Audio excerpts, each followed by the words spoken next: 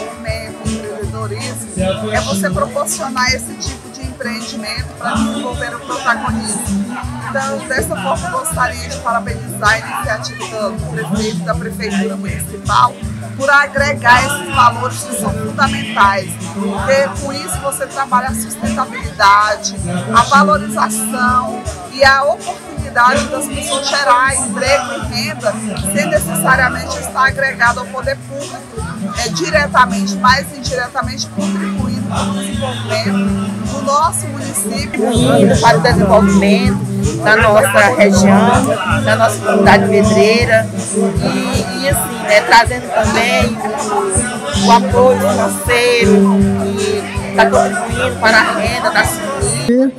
Realizar e estamos tendo esse apoio e com fé em Deus vai abençoar que nós possamos seguir em frente com esse movimento aqui que cada dia mais vai crescendo.